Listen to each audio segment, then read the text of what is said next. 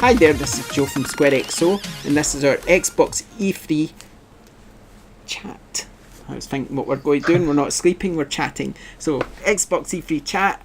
A bit later on, it'll be our Bethesda E3 chat, but for now, we're going to focus on Xbox. And to do that, I'm joined by Dan. Hello. And I'm joined by Lloyd. Hello. Right, before we start, don't forget to follow us on squarexo.co.uk, twitter.com/square_xo, and if you love our content, then please back us on patreon.com/squarexo. If you want to listen to our podcast, we're on iTunes and Podbean, and you can also watch it on YouTube. That's a new thing, by the way. We've only just started doing that. But the first episode, that's on YouTube, so go check it out because it's real good fun. And you can also check out our review chats where we just talk about games in this similar format that we're doing now. Okay, so we're just going to start talking about the Xbox conference. We're not going to list every game, so I'm throwing my play pad away because I'd listed them all down, but we're not going to do that. We're just going to chat about how we feel about the conference, really. We might chuck some games in now and again, but we're not going to list them all. So, yeah, so let's go then. So we'll just start with Dan and his thoughts and how he feels about the conference, really. Cool. I thought it was a really good conference, actually. I thought, as a non-owner of an Xbox One, that there was a lot of stuff in there for me as a PlayStation gamer. A lot of kind of hope for the future of Xbox, maybe, and people that have an Xbox but don't want to buy a PS4. Yeah, overall, kind of a positive feeling.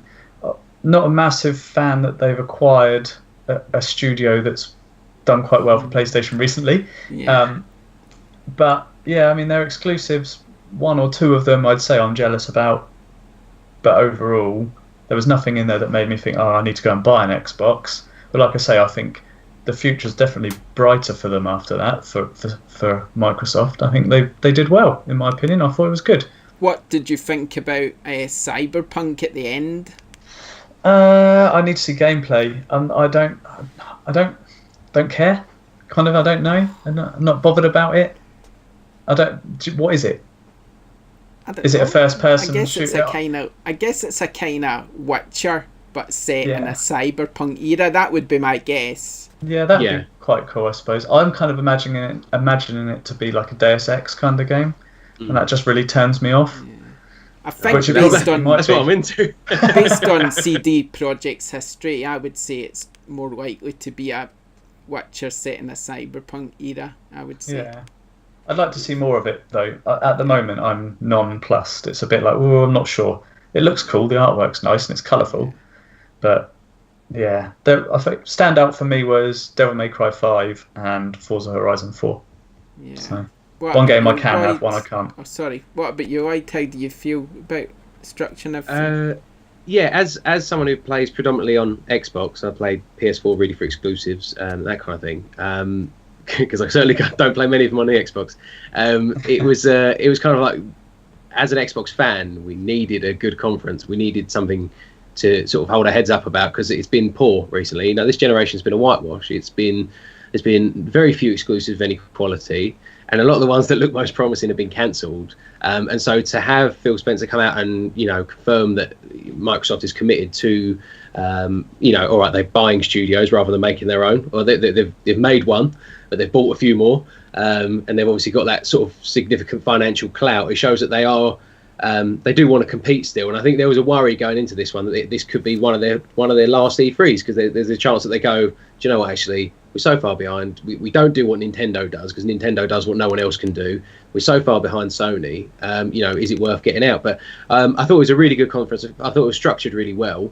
I was surprised by the Japanese focus as well, because you had Tales of Vesperia, Jump Force, which it's got Dragon Ball Z characters in it, I'm sold, and a couple of others that kind of caught me off guard. And then with Cyberpunk ending the show, I thought that was great. Would have loved to have seen gameplay. I think it would have been a big thing if they could have had the first gameplay of it on Xbox's stage, as you know, that association goes. But yeah, a really good conference, if lacking perhaps in true exclusives and a lot of console exclusives and presumed time exclusives and that kind of thing. But yeah, I thought it was really good.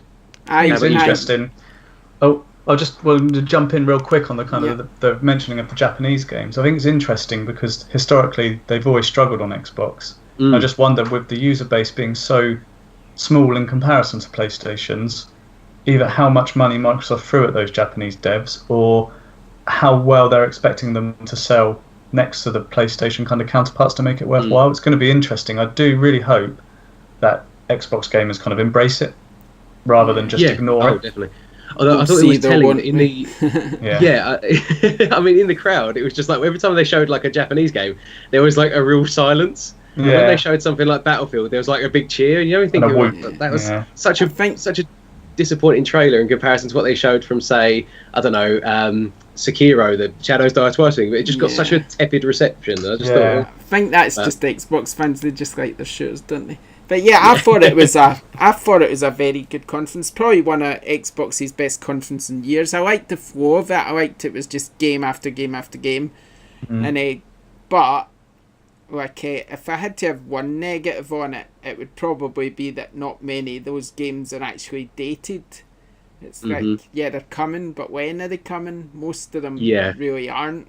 Forza Horizon 4 dated, brilliant. That's probably my favourite exclusive and probably my favourite announcement of the entire conference for Xbox anyway. So yeah, I was quite pleased to see that. It's set in Scotland, well, UK, but Scotland's the main part as far as I'm concerned. So yeah, set in Scotland. I don't know if Glasgow's in it. Edinburgh is. Glasgow can't be in it because you drive through and come out with no wheels on the other side. That would be awesome. Glasgow's got to be in it. But yeah, it looks awesome. Imagine driving. You'd get from Edinburgh, you'd drive through from Carlisle or whatever through to Glasgow, and then the rain would just start pissing down. The minute you get into Glasgow, it's got and you can't see an inch in front of your windscreen. I really love the Forza Horizon games, but I was fully expecting like another really exotic locale or something when they were like, it's in the UK and we've got seasons. I was like, well, that fits, I suppose. I think it's that's a bit like dynamic weather. Driving through Everybody's Gone to the Rapture. Yeah. Funny enough, when they were going through the country fields, I was like, this looks familiar. Yeah. So yeah, I'm quite excited about that. I like the Cyberpunk reveal. I'm always quite a fan of Gears' story, but I don't like the multiplayer that much. But to me, the Gears single player campaign is a bit like their Uncharted.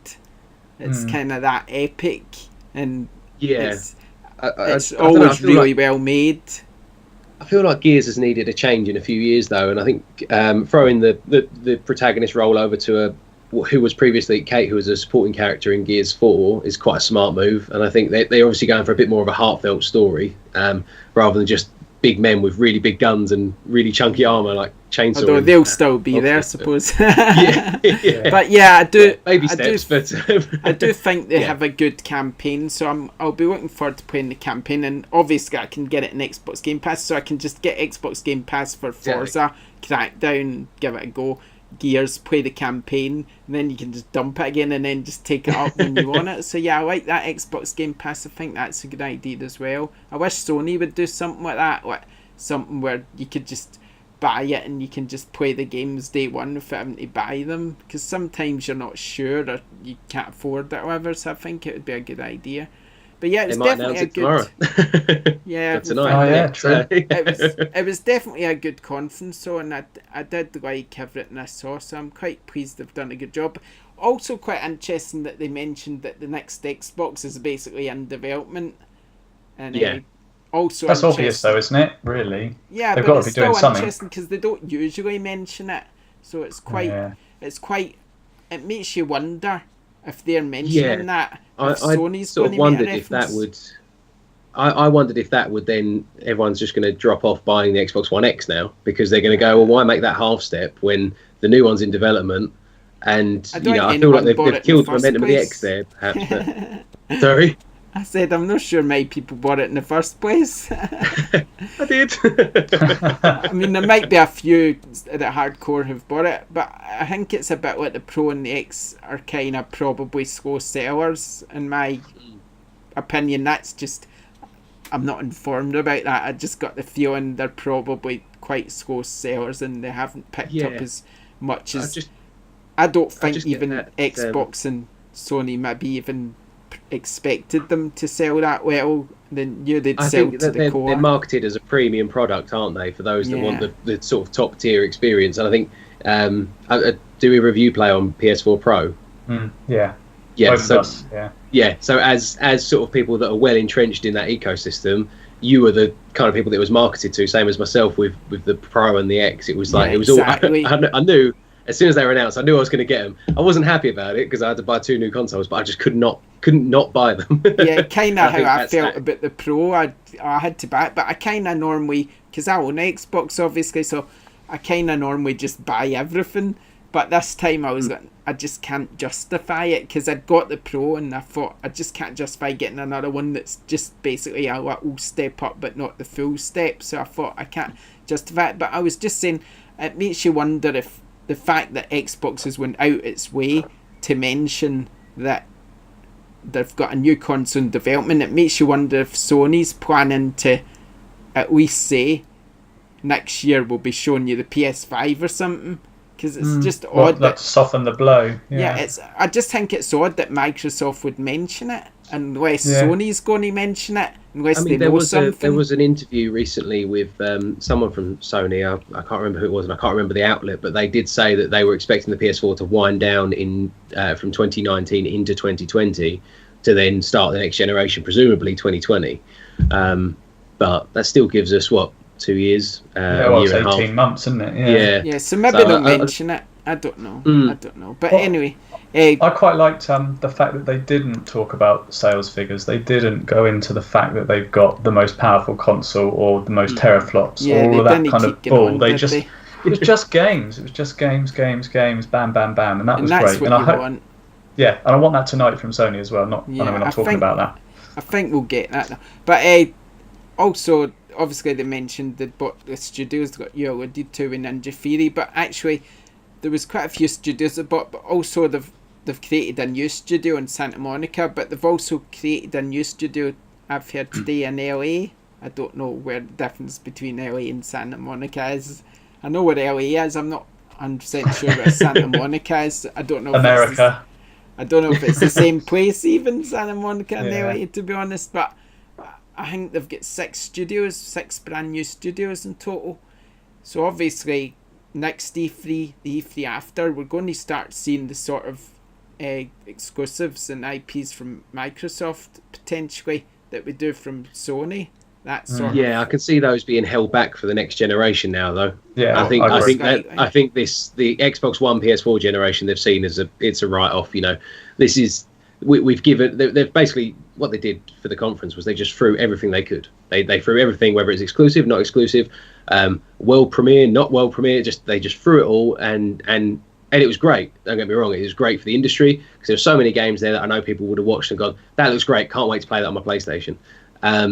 And they really, showcase some really, really good games.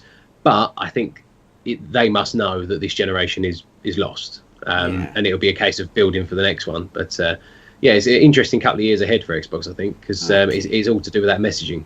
And have you any last words on it, Dan, before we move on to Bethesda? No. No. There we go then. And that's what Dan thinks of the Xbox conference. I think my last word is, let's move on to Bethesda now. Okay. Bethesda. Right, I don't know. I watched it at 6 o'clock in the morning. I couldn't be bothered to stay up to watch it. So I watched it at 6 o'clock this morning.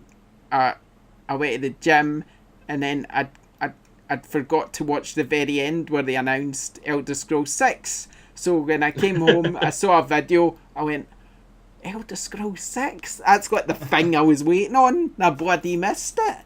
And it's like, yes! And that's next generation that is. That's got to be, because they said it was the game after they announced the new game Starchild, was it called? Starfield. Starfield. They announced that. They never said much about it. They showed you the Earth and then this satellite sort of disappearing, and that was it. That's about all you saw of it. So we don't even know what's going on with that. So that's obviously quite a bit away. And they said that Elder Scrolls 6 is the game after that. So you can imagine how far away Elder Scrolls 6 is. Starchild could be 10 interesting. years. But Fallout 76, that's what I want to talk to everybody about, because I think they've done an absolutely brilliant job from what he was saying about it, of that their approach to multiplayer, because the thing that worried me is that there would just be Fallout Online. It'd be basically the equivalent of Elder Scrolls Online, which I'm not so keen on, but I just love the way they've implemented it. He's saying there's not tons of people. You'll run into like a handful of people, like you would Burnout, expect. Yeah, kind of like you would expect from a nuclear apocalypse. You're not expecting to run into a city full of people. You're expecting to run into a handful of people, I think, and they might not be nice to you. They might shoot your brains out. They might join up with you. I mean, but it's also good that you don't lose your progression either. So you're still able to play the single player way that you would play and build and stuff. But if you do get killed, you're not losing progression. So I like that. And I like the fact that it's not going to be tons of people. I just think the way they've approached it's really smart. I don't know what you think about that. I'll let Dan take this one and then I'll go. I'm not fast. I won't be buying it. I won't be playing it. I've got no interest in it. No, I had a sort of realisation recently when I sat down to play Fallout 4. I've had it since launch and it's been sat on my sort of backlog. I thought, you know what, with all this 76 talk, I'll give it a go. And I've come to realise that I can see why people like Fallout. I can see why people like the Elder Scrolls. I just can't get into them. They're just janky. The combats, I just don't find the combat. They're too PC for me. That's what I think. You know, it's not. It doesn't feel like a console game. It feels like a PC game on a console. That's it. Just not for me. Yeah, I guess. Yeah, but to me, I'm not really a massive fan of Fallout. I've played Fallout 3. I've played Fallout New Vegas and Fallout 4. I've played them. I've reviewed them. I've enjoyed them. But give me Skyrim any day, because that's my thing. Dragons, magic, swords. I love that sort of stuff. Any game that gives me that. Uncharted fantasy world, I'll take that. Entering in a fantasy world, I love it every time. It would be awesome. I want more. See, I will say that Todd Howard could sell me on any game.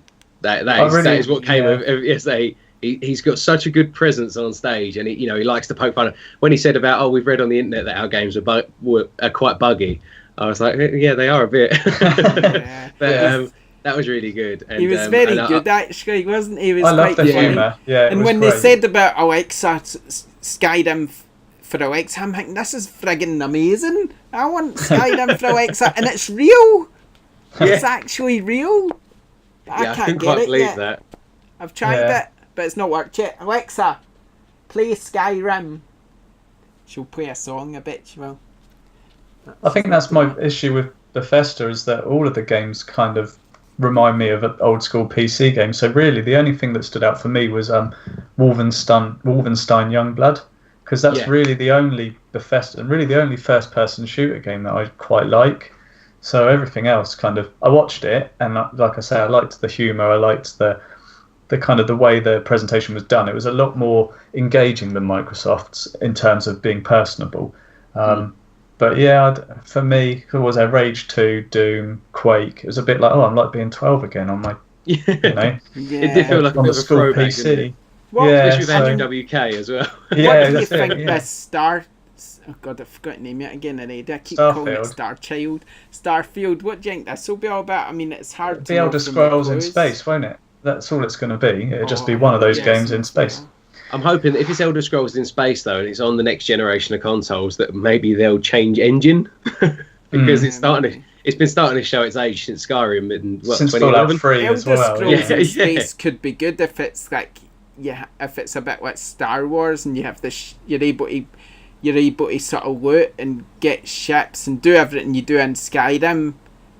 Like, just get better equipment, level up. That could be pretty cool, actually, if it's something. I think what they have going for them is just that open-ended nature, isn't it? Nothing is quite as open-ended as Skyrim and Fallout 4, those kind of games. I think that open-endedness, though, does lend itself to a lack of narrative focus, and I think that's why I've never really connected with the story, because I've got. You walk into a village and you've got like 10 different side quests to do, and you're like, I could go and save the world, but I might go and help this bloke find a fish. And it's like, it is really sort of, I don't know, it doesn't meld well with my sensibility. So I probably won't get Fallout 76, but I am excited for Starfield.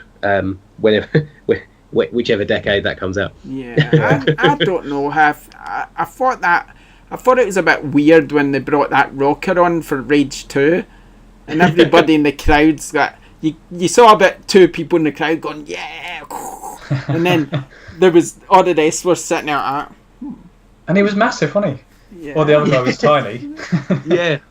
Yeah, it was such a weird thing to do, because during that whole performance they didn't show any gameplay or anything on the screen. I thought they might have, set the gameplay to the music or something like that, or because C3 and you're expecting video games. But but I did think Rage 2 showed pretty well, actually, because having only seen the sort of teaser trailer before, and obviously the Walmart leak, which they quite smartly referenced. Yeah, that was good as well. I like that. Yeah, I like that, and Bethesda don't take themselves too seriously, and I think that's quite nice. Because they can drop the bomb of pardon the pun, of Fallout any time, and it'll always get a pop, it'll always get a reaction.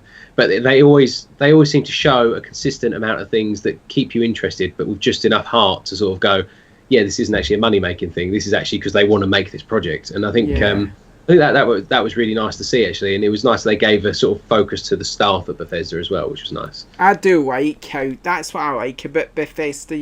That you get like EA, for instance, who are quite clearly trying to appeal to the sort of YouTube crowd where they're doing it in a certain way. They're getting YouTubers to present it. They're presenting it in this really cheesy sort of way where they're trying too hard. It almost feels like with EA, it feels like they're trying so hard to appeal to a set audience that it shows they're trying too hard, and you're just like, it's cringeworthy, I'd say.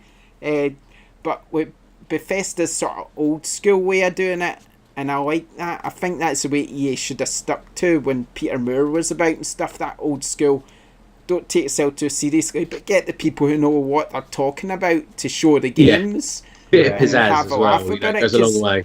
They deserve to be the ones showing it, not some YouTuber you've never heard of. I mean, give it to the people who've sat sweat and blood to make the games, because they're the best ones to sell it to you. Yeah. Do you know what I mean? So that hats off to them for that. And so far, I mean, if I had to rate the countries in order so far, I'd probably put Xbox at the top just for the amount of games it's shown. But EA firmly rooted to the bottom, because Bethesda did have a good show, I would say. So yeah, I thought Bethesda sagged in the middle a bit when they went into Elder Scrolls Legends, and then I really thought they were going to end on a mobile game, and I was sort of thinking, oh no. Yeah. So it was good ending on Elder Scrolls 6 was just amazing. That just made it for me. I'm just like, oh yes, I don't care how far away it is. It's just the best news ever. Okay, we'll wrap it up there, I think. Unless anyone's got any last words to say about Bethesda. I've chatted way too much already. I'm sorry. Are you all right, Dan? You got anything to say? No. Again. Okay then. We're all wrapped up then. Next time. We'll be back tomorrow. It might not be this group, but I think Rebecca's joining us for our next video for Nintendo, Square, and I'll forget them all. What's Ubisoft. that one? Ubisoft. That's the one. So we'll be back. We'll put all that in one video tomorrow, and then we'll wrap it up, like I say, on Wednesday. That'll be our E3 coverage wrapped up when we talk about Sony on our PlayStation podcast, because that seems an appropriate place to talk about Sony's conference. We'll be back on video. We'll be back on iTunes, Podbean. Don't forget, you can visit us at squarexo.co.uk, twitter.com/square_exo. And if you love our videos, please, and our reviews on our website, of course, then please back us on patreon.com/squarexo. And we'll see you next time. Thanks for joining us. Oh, and like and subscribe too. See you later. Bye. Bye, guys. Bye.